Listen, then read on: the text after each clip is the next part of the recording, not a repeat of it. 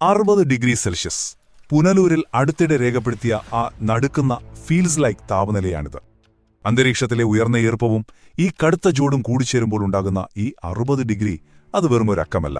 മനുഷ്യ ശരീരത്തിന് ഒരിക്കലും താങ്ങാനാവാത്ത, വിയർപ്പിലൂടെ ശരീരം തറപ്പിക്കാൻ പോലും കഴിയാത്ത ഭയാനകമായൊരവസ്ഥയാണിത്. കോഗ്നിറ്റീവ് അറേന 360ലേക്ക് നിങ്ങൾക്ക് സ്വാഗതം. നോക്കൂ, ഇതൊരു സാധാരണ വിശകലനമല്ല കേട്ടോ.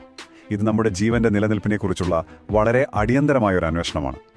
ദൈവത്തിന്റെ സ്വന്തം നാടെന്ന് നമ്മൾ അഹങ്കരിച്ചിരുന്ന, കാലവർഷം കനിഞ്ഞനുഗ്രഹിച്ച നമ്മുടെ കേരളത്തിന് സ്വന്തം ജലം എങ്ങനെയാണ് നഷ്ടപ്പെട്ടത്? സത്യത്തിൽ ഇരുളടഞ്ഞ ഒരു വലിയ ദുരന്തത്തിലേക്കാണ് നമ്മൾ നടന്നു നീങ്ങുന്നത്. നമുക്കിതിലേക്കൊന്ന് ആഴ്ന്നിറങ്ങാം. വരാനിരിക്കുന്ന ഒരു വലിയ ദുരന്തത്തിന്റെ വ്യക്തമായ തെളിവുകളാണിത്. 2026 കണക്കുകളൊന്ന് നോക്കൂ. പുനലൂരിൽ അത് 60 ഡിഗ്രി ആണെങ്കിൽ തിരുവനന്തപുരത്ത് 58 ഡിഗ്രി, പാലക്കാട് 55 ഡിഗ്രി. ഓർക്കണം, പാലക്കാട്ടെ യഥാർത്ഥ അന്തരീക്ഷ താപനില മുൻപെങ്ങുമില്ലാത്ത വിധം 40.1 ഡിഗ്രി സെൽഷ്യസ് കടന്നിരിക്കുകയാണ്. ഇതൊരു പേടി സ്വപ്നമായി നമ്മുടെ തൊട്ടുമുന്നിൽ വളരുകയാണ്. ആക്ട് 1, ജലപ്രതിസന്ധിയുടെ ആഴം. ചരിത്രം നമ്മെ നോക്കി കുഞ്ഞനം കുത്തുകയാണെന്ന് വേണം പറയാൻ. 44 നദികളും ശരാശരി 3107 മില്ലിമീറ്റർ മഴയുമുള്ളൊരു നാടായിരുന്നു നമ്മുടേത്. പക്ഷേ 2026 ഏപ്രിൽ ആയപ്പോഴേക്കും എന്താണ് സംഭവിച്ചത്? പമ്പയും മണിമലയും അച്ചൻകോവിലാറും ഉൾപ്പെടെയുള്ള നമ്മുടെ പ്രധാന നദികളെല്ലാം വരണ്ടുണങ്ങി. നമ്മുടെ ജീവനാഡികളായ ഈ നദികൾ എങ്ങനെയാണ് ജീവനില്ലാത്ത വെറും കുഴികളായി മാറിയത്? ശ്വാസം മുട്ടിക്കുന്ന ഈ താപനില നമുക്കുള്ള അവസാനത്തെ തുള്ളി വെള്ളവും ഇല്ലാതാക്കുകയാണ്. ആക്ട് 2, ഭൂമി എന്ന സ്പോഞ്ചിന്റെ മരണം. വെറും 48 മണിക്കൂർ. ഒന്നാലോചിച്ചു നോക്കൂ. കേരളത്തിന്റെ വീതിക്കുറവും പശ്ചിമഘട്ടത്തിൽ നിന്നുള്ള ചെങ്കുത്തായ ഭൂപ്രകൃതിയും കാരണം ഇവിടെ പെയ്യുന്ന മഴവെള്ളം മണ്ണിലേക്ക് പൂർണ്ണമായും ഇറങ്ങിയില്ലെങ്കിൽ വെറും 48 മുതൽ 72 മണിക്കൂറിനുള്ളിൽ അത് അതിവേഗം അറബിക്കടലിൽ ചെന്നു ചേരും. ഇതൊരു മാറ്റാനാവാത്ത ഭൂമിശാസ്ത്രപരമായ യാഥാർത്ഥ്യമാണ്.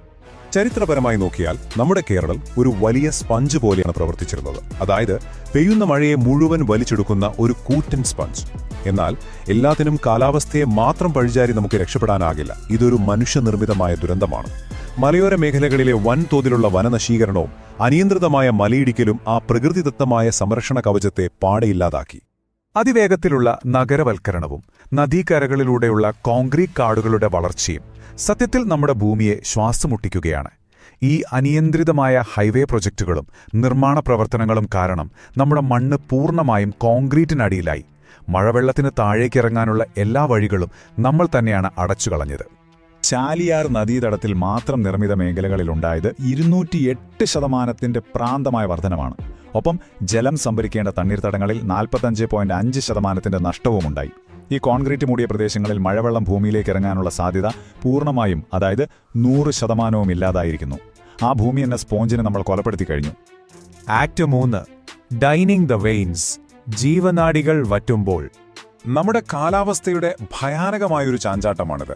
2025 അധിക മഴ ലഭിച്ച കേരളം വളരെ വേഗം 2026 ഫെബ്രുവരിയിൽ പാലക്കാട് 42.4 ഡിഗ്രി ചൂടിലേക്കും ഏപ്രിലിൽ നദികൾ പൂർണ്ണമായും വരളുന്ന അവസ്ഥയിലേക്കും മാറി. ഈ ദുരന്തത്തെ നേരിടാൻ നമുക്കിനി ഒരു കരുതൽ ശേഖരം പോലുമില്ല. ജൂൺ മാസത്തിലെ മഴയിൽ 34% ഭീമമായ കുറവുണ്ടായ ഈ സമയത്ത് അവശേഷിക്കുന്ന ജലം കൂടി നമ്മൾ അതിവേഗം ഊറ്റിയെടുക്കുകയാണ്. പമ്പാ ഡാമിന്റെ സംഭരണശേഷി എത്രയാണെന്നറിയോ? വെറും 0.14% കൂപ്പുകുത്തിയിരിക്കുന്നു. ഇത് നമ്മുടെ ജലവൈദ്യുത പദ്ധതികളെ നിശ്ചലമാക്കുകയും ശബരിമലയുൾപ്പെടെയുള്ള പ്രദേശങ്ങളിലെ കുടിവെള്ള പദ്ധതികളുടെ നട്ടലൊടിക്കുകയും ചെയ്തു. ഇന്ത്യയിൽ തന്നെ ഏറ്റവും കൂടുതൽ കിണറുകളുള്ള സംസ്ഥാനമാണ് നമ്മുടേത്. ഏകദേശം 6.7 ദശലക്ഷം തുറന്ന കിണറുകൾ. എന്നാൽ ഇതൊരു വലിയ വിരോധാഭാസമാണ്. മഴയിലൂടെ ഭൂഗർഭജലം റീചാർജ് ചെയ്യപ്പെടുന്നതിനേക്കാൾ വളരെ വലിയ തോതിലാണ് നാം വെള്ളം വലിച്ചെടുക്കുന്നത്. ഇതിന്റെ ഫലമായി ഭൂഗർഭജലത്തിന്റെ അളവിൽ 55% ഇടിവ് രേഖപ്പെടുത്തിയിരിക്കുന്നു. സ്വന്തം നാടിനെ ഊറ്റിയെടുക്കുന്ന ഒരു മരണച്ചുഴിയാണിത്. Act 4, systemic incompetence. വ്യവസ്ഥിതിയുടെ പരാജയം. നയപരമായ പരാജയങ്ങളും ഭരണകൂടങ്ങളുടെ കെടുകാര്യസ്ഥതയും ഈ ദുരന്തം നമ്മുടെ പടിവാതിൽക്കൽ എത്തിച്ചിരിക്കുകയാണ്. അവശേഷിക്കുന്ന ആ കുറച്ചു വെള്ളം പോലും ഇന്ന് മനുഷ്യർക്ക് കുടിക്കാൻ കൊള്ളാത്ത വിഷമയമായി മാറിയിരിക്കുന്നു.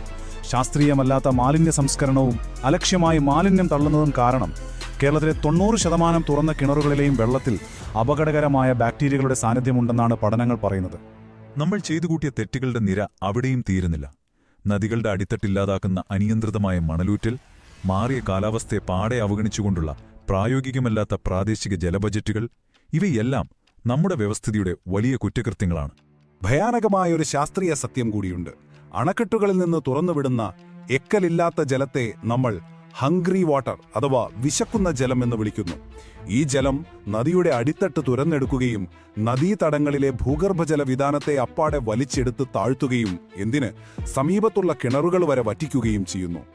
ആക്ട് 5 ദ ഫൈനൽ അൾട്ടിമേറ്റം, അവസാനത്തെ മുന്നറിയിപ്പ്. ഇനി നമ്മൾ നേരിടാൻ പോകുന്ന ആ ഇരുണ്ട യാഥാർത്ഥ്യത്തിലേക്ക് വരാം. ഇതൊരു വലിയ മുന്നറിയിപ്പാണ്. ജൂലൈ മാസത്തിൽ നഗരത്തിലെ തെരുവുകളിൽ വെള്ളപ്പൊക്കം സൃഷ്ടിക്കുന്ന അതേ വെള്ളത്തിനായി ഏപ്രിൽ മാസത്തിൽ ആ നഗരം കേഴേണ്ടി വരും. കോൺക്രീറ്റ് നഗരങ്ങളോടുള്ള നമ്മുടെ അന്ധമായ ആർത്തിയാണ് ഈ വരൾച്ച നാം എല്ലാവർക്കും മേൽ അടിച്ചേൽപ്പിച്ചത്. എനിക്കിപ്പോൾ നിങ്ങളോട് ചോദിക്കാൻ ഒരേ ഒരു ചോദ്യമേ ഉള്ളൂ. ഒടുവിൽ പൈപ്പുകളിലെ ആ അവസാനത്തെ തുള്ളി വെള്ളവും നിലയ്ക്കുമ്പോൾ വലിയ തുക മുടക്കി മുറ്റത്ത് പാകിയ ആ കോൺക്രീറ്റ് ഡ്രൈവേ നിങ്ങളെ എങ്ങനെ സഹായിക്കും? സത്യങ്ങൾ അറിയാനും പ്രതികരിക്കാനും ഇനിയും വൈകിയിട്ടില്ല. കോഗ്നിറ്റീവ് എരീന 360 ഇപ്പോൾ തന്നെ സബ്സ്ക്രൈബ് ചെയ്യുക. താഴെ കമന്റ് ചെയ്യുക. നിങ്ങളുടെ പഞ്ചായത്തിലെ പൈപ്പുകൾ വരളുമ്പോൾ ഈ ചുട്ടുപൊള്ളുന്ന ചൂടിൽ നിങ്ങളെ രക്ഷിക്കാൻ ആ കോൺക്രീറ്റ് മതിലുകൾക്ക് കഴിയുമോ? ഒന്ന് ചിന്തിക്കുക. വീണ്ടും കാണാം.